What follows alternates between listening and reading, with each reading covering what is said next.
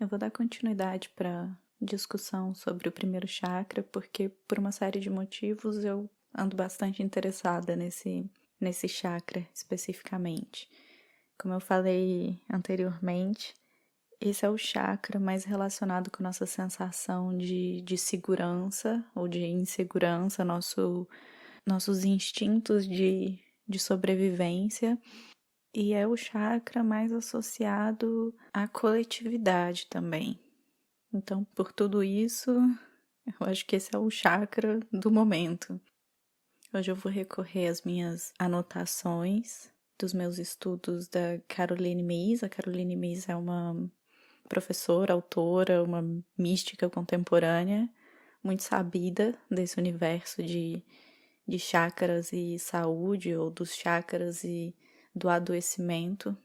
Ela dedicou a vida dela desvendando essa relação e eu acho muito interessante a abordagem que ela dá. Ela fala dos chakras como sendo os nossos centros de poder. E poder no sentido daquilo que a gente pode.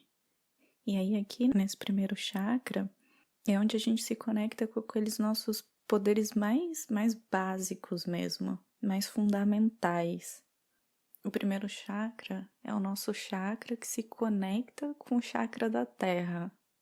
E dentro desse universo dos nossos poderes possíveis, o nosso medo de não ter poder nenhum, ele está conectado com esse nosso primeiro chakra.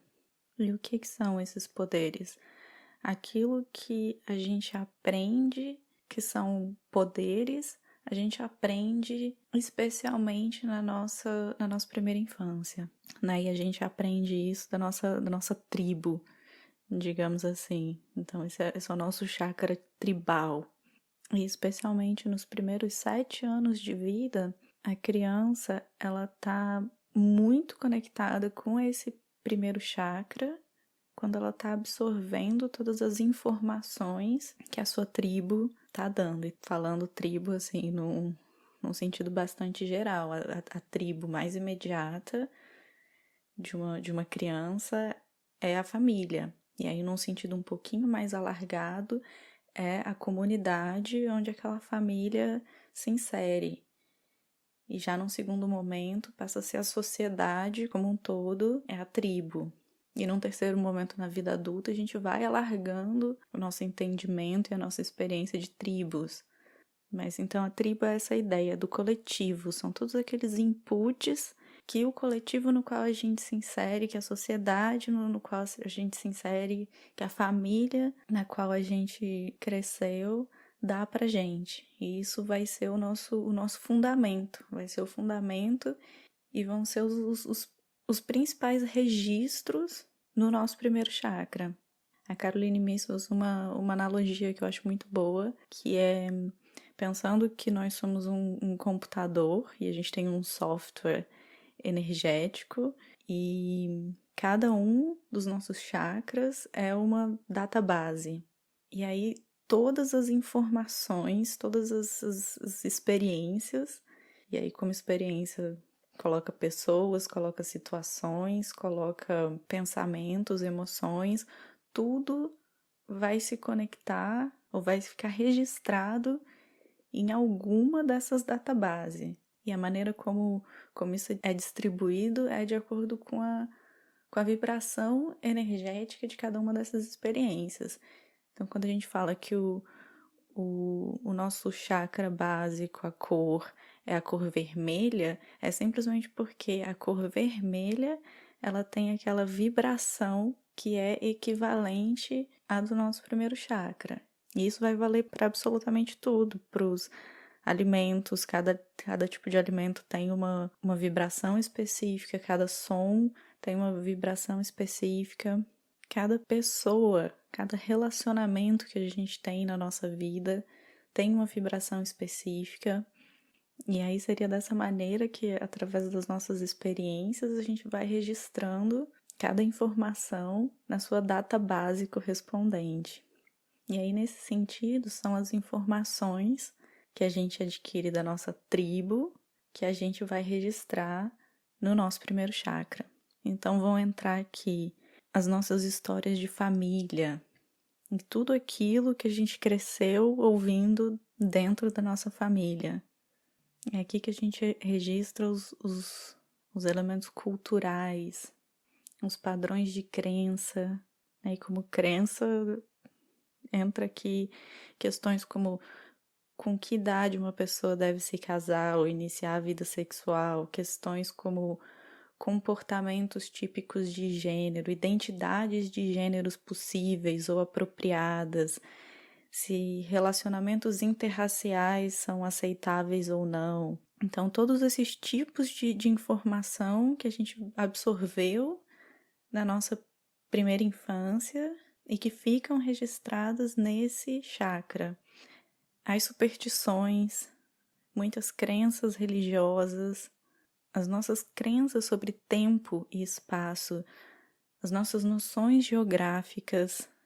Então, assim, é toda uma bagagem que vai constituir esse nosso fundamento, que é totalmente tribal e que se torna em grande parte do nosso subconsciente e do nosso inconsciente. Então, nesse sentido, essa é a parte do nosso corpo, e aí o primeiro chakra está aqui na região pélvica, essa é a parte do nosso corpo que tem a maior autoridade sobre a gente, porque são questões muito fundamentais e que muitas vezes, ou que frequentemente, está fora do nosso campo consciente. Então, tudo aquilo que está fora do nosso campo consciente é mais difícil ainda de lidar, porque a gente não tá consciente que essas questões estão ali. Ou às vezes existe até uma consciência dessas questões, e aí entra ali aquela desculpa perfeita de questões que às vezes a gente nem gosta, mas é eu fui criado assim, e o eu fui criado assim se torna essa autorização para não questionar, porque é algo que acaba parecendo natural, é tão parte da gente porque teve ali sempre desde o início que acaba parecendo algo muito impossível de ser questionado. Mas não é impossível. Dada a dificuldade por todas essas questões, por serem questões tão fundamentais, a tomada da consciência dessas questões é o primeiro passo para que a gente possa superar essas questões que a gente não está satisfeito, porque muitas dessas crenças que são fundamentais para a gente, elas podem estar tão em desacordo com aquilo que é o certo para você que a longo prazo elas acabam causando o adoecimento. Porque tudo aquilo que está em desalinhamento com o que a gente realmente acredita vai ser um desequilíbrio, vai ser um desequilíbrio energético e isso, com o tempo, vai provocar um adoecimento que, em última instância, se manifesta fisicamente. Então, às vezes, é um grande trauma, e aqui se tratando do primeiro chakra, geralmente que vem da infância, por exemplo, é aqui onde fica registrado esses traumas terríveis de abuso sexual na infância. Então, basta um grande trauma como esse e você tem material para lidar na sua vida, de voltar nisso e construir a sua superação desse trauma. Às vezes não existe um grande trauma como esse, mas existe uma série de questõezinhas que não são congruentes com aquilo que você realmente acredita, mas que você acaba incorporando na sua vida, como o tipo de parceiro ou parceira que você deve ter, o tipo de trabalho que você deve fazer, o tipo de vida que você deve levar, né? Que são todas essas regras sociais que a gente introjeta e que às vezes não é nada do que a gente quer. Então são uma série de questõezinhas que a gente não, quando não questiona, a gente sempre simplesmente vive, vão acabar gerando esse desequilíbrio energético que vão acabar gerando um adoecimento, uma manifestação física nos locais relacionados com aquele centro energético específico. Então, jogando assim só algumas questões que a gente pode se perguntar que estão relacionadas com esse primeiro chakra. Como é o nosso centro do medo, o medo de não ter poder, a primeira questão que eu colocaria seria o que você negocia em você mesmo para não se ver nessa posição de desempoderamento. Outra questão muito relacionada a esse chakra e que é muito relacionada com a família ou a sociedade que a gente cresceu, é aquela crença de não ser bom o suficiente. Aquela crença de que nunca a gente vai ser bom o suficiente. Essa também é uma questão do primeiro chakra. Competitividade, necessidade de ser melhor que os outros, de uma maneira não saudável. Quais são as histórias de família que a gente carrega? Algumas são muito negativas, algumas são muito desempoderadoras. O que a gente aprendeu na nossa infância sobre o que tem poder e o que não tem poder na sociedade? Por exemplo, para mim, o que eu aprendi na minha infância sobre o que tem poder é a importância da aparência física, por exemplo, especialmente para mulheres. E outra questão é que pessoas sérias que ganham dinheiro usam terno. Essas, assim, são só duas questões que me vêm automaticamente, que foram questões que ninguém me ensinou isso, mas foi uma coisa que eu aprendi na minha infância. E eu vejo ao longo da minha vida como essas questões, em grande medida, acabaram moldando a minha forma de viver ou as minhas decisões. Então, quais são aquelas questões ali mais fundamentais que a gente aprendeu sobre o que é ter poder? Então, essas são só algumas questões para tentar trazer para o campo do consciente aquilo que pode não estar tão consciente assim, aquilo que pode não ter sido questionado.